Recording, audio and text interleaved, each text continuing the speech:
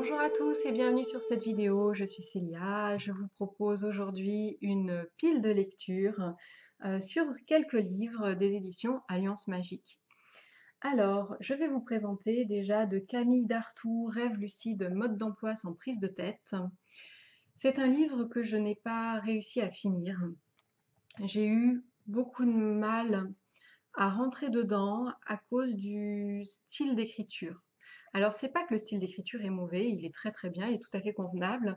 C'est simplement que il y a un côté très familier dans la façon dont elle s'adresse à nous quand elle nous parle.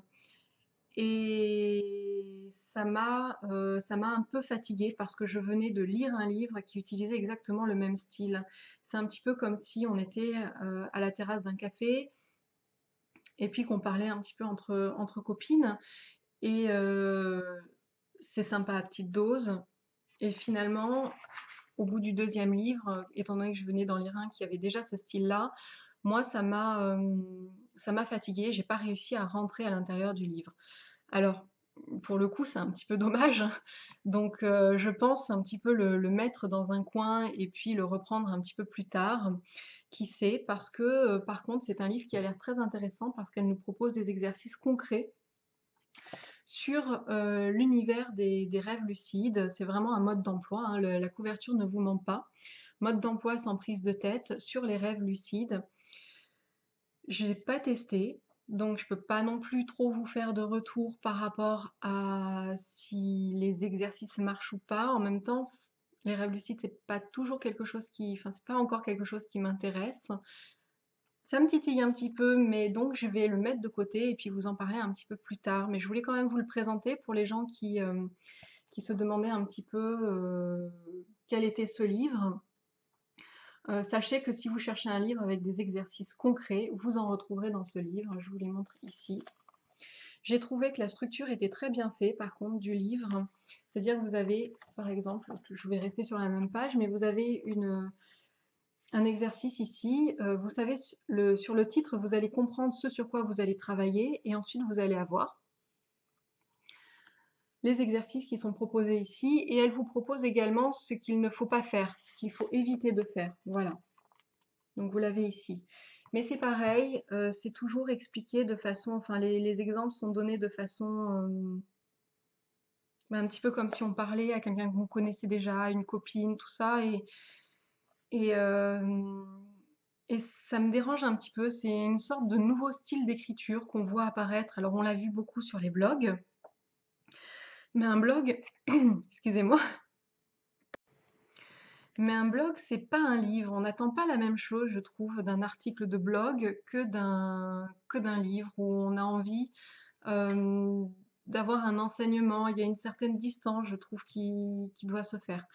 Alors, je vous dis ça peut-être parce que c'était le deuxième livre en question que je lisais. Ça m'avait un petit peu, à la fin du premier, je commençais un petit peu à en avoir marre de ce style d'écriture, et donc c'est pour ça que j'ai pas réussi à rentrer dans celui-ci.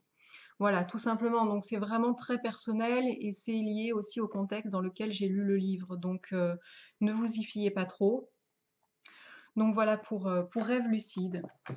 Un deuxième livre. Oh là là, celui-ci, je l'ai de côté et je veux sans arrêt vous en faire une présentation. Je voudrais vous lire des petits passages de ce livre. Je le trouve d'une douceur, d'un apaisement et en même temps, je l'aime beaucoup. Vous savez que j'aime la poésie. Ici, on a les songes de la Louve de Diane Lablanche et de Marie J.H. Coquely, Coccinelle.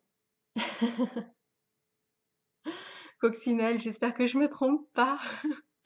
Donc voilà, Les songes de la Louve, qui est un recueil en même temps de petits textes qui vont vous aider à comprendre certaines choses, qui vont vous aider à travailler sur d'autres, à réfléchir, à méditer. Et vous avez à chaque texte, à chaque début de texte, une peinture. Voilà, une très jolie peinture. C'est un livre qui est très bien fait. Je trouve, j'ai vraiment aimé ce livre par rapport à la douceur qu'il dégageait. Il y a une grande sensibilité en fait qui s'en dégage.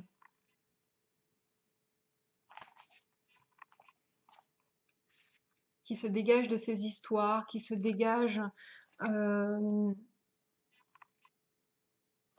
de ces illustrations aussi. On voit que ça a été écrit avec le cœur, on voit qu'il y a une envie de transmettre aussi des choses à travers les contes, à travers des histoires. Donc voilà. Alors, il y en a un petit. Ce que j'ai trouvé très intéressant, c'est qu'à la fin de chaque histoire, vous avez une partie après pour aller plus loin. Voilà. Vous avez par exemple ici, pour aller plus loin, avec des petites remarques. Et je vais vous lire peut-être celui-ci qui s'appelle Cyclique. Cyclique, sois pour moi un soutien et un guide, que je ressente avec acuité ma nature cyclique, que je trouve toujours l'accord, et faire mienne les énergies de la terre et de la lune. Garde-moi fidèle à ma nature de vierge, quand palpite dans la nuit une lune qui grandit, quand est venu le temps de renaître à la lumière, le temps de chanter, pour le cœur et la chair.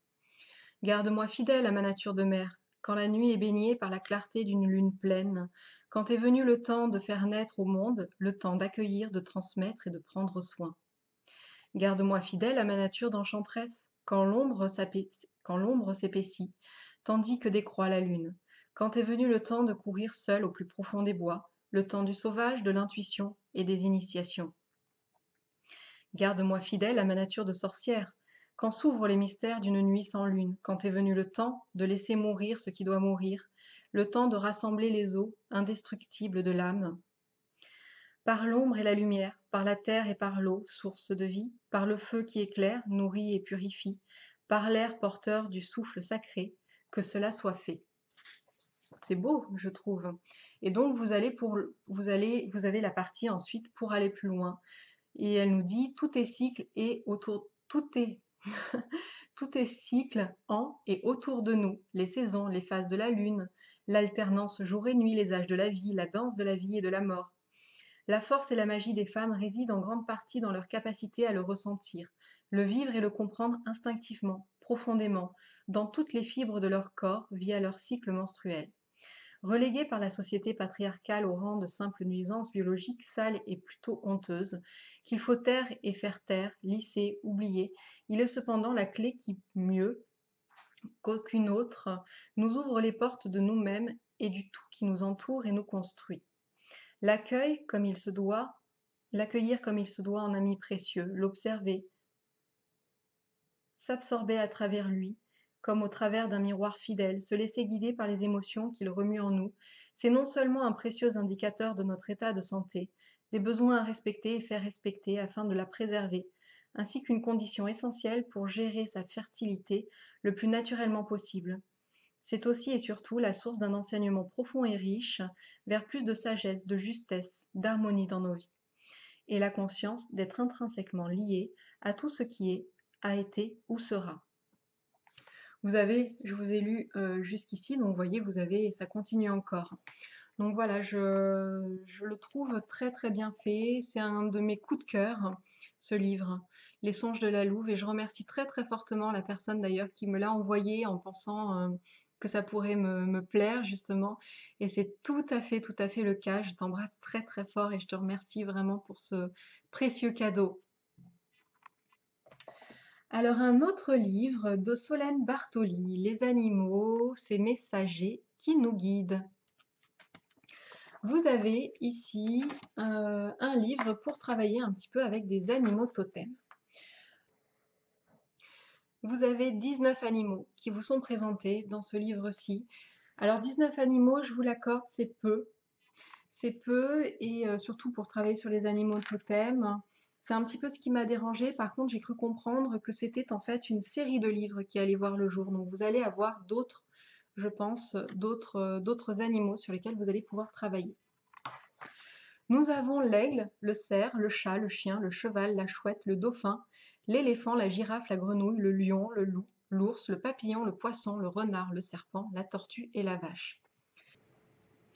Vous avez bien sûr une présentation, une définition de ce qu'est l'esprit totem, l'animal totem, des méditations de connexion avec l'animal totem et une partie sur la lithothérapie parce que vous allez voir qu'elle associe justement les pierres avec les animaux. Ce que j'ai aimé, c'est d'avoir les animaux en pleine page, comme ça, une magnifique couleur. Alors, c'est un livre qui est tout en couleur, hein. Ça a été une belle surprise quand je l'ai reçu, je m'y attendais pas. Et vous avez comme ça l'animal qui est vraiment très prenant en fait quand on regarde. Et je trouve que les photos ont été très bien choisies parce qu'elles représentent bien justement la force un petit peu, elles dégagent bien l'énergie de l'animal. Donc ça, c'est vraiment un petit plus que j'ai beaucoup aimé. Donc on va prendre le chat. Le chat, vous avez ici les mots-clés qui correspondent au chat. Donc on a par exemple l'aventure et il est relié au chakra du plexus solaire. Vous avez ici la symbolique, le symbolisme du chat, l'esprit gardien, le message qu'il vous délivre et donc comme je vous le disais, la pierre qui est associée, donc forcément ici l'aventurine. Donc voilà, la pierre associée à l'animal et vous retrouvez ça donc pour chaque animal. Donc voilà, j'ai bien aimé, j'ai trouvé, j'ai bien aimé, je regrette juste voilà, qu'il y ait aussi peu d'animaux. Alors il y a une photo sur laquelle je suis tombée, j'ai été happée vraiment par le regard. Ah, c'est le lion. Le lion, ils ont choisi justement de mettre la photo pleine page avec vraiment en premier plan ce regard du lion et je suis restée scotchée dessus. J'ai regardé ses yeux et je sais pas, ça m'a fait quelque chose. Voilà, ça m'a beaucoup touchée. Donc voilà. Alors, le dernier que je voudrais vous présenter, c'est Dieu derrière les caméras. Alors ça, c'est pareil, j'ai énormément aimé. Il s'agit ici d'une petite bande dessinée.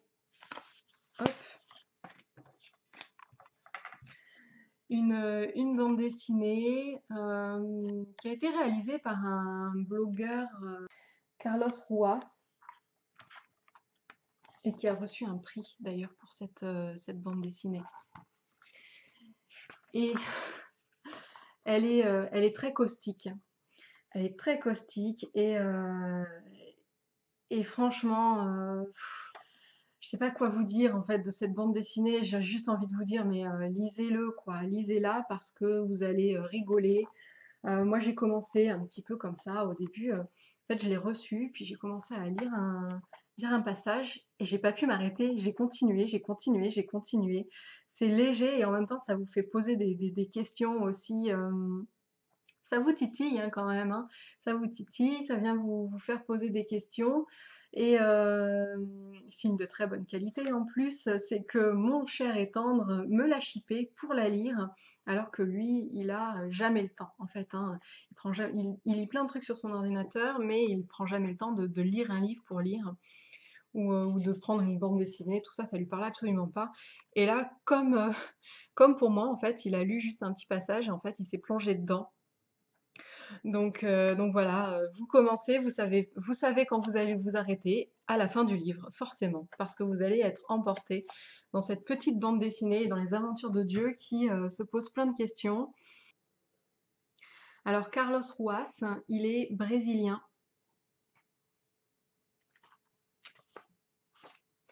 Il est né en 85, il a mon âge. Et donc il a fait un blog, il a créé un blog euh, qu'il a appelé Un samedi quelconque, c'est une traduction, hein. Et justement, il a reçu un prix par rapport à cette bande dessinée, puisqu'il il publiait sa bande dessinée sur son blog. Et donc ça vous raconte avec beaucoup d'humour l'histoire de Dieu, Adam et Ève. Vous retrouvez un petit personnage qui s'appelle Lucie. Lucie Raldo, si je me souviens bien. Vous retrouvez aussi des figures mythologiques comme Zeus, comme Odin. Voilà, donc beaucoup d'humour, beaucoup d'humour pour ce livre. J'ai beaucoup apprécié. Voilà, je vous souhaite une belle journée. Je vous retrouve très bientôt pour d'autres vidéos. N'hésitez pas à vous abonner, à partager autour de vous. Je vous embrasse très fort. Salut!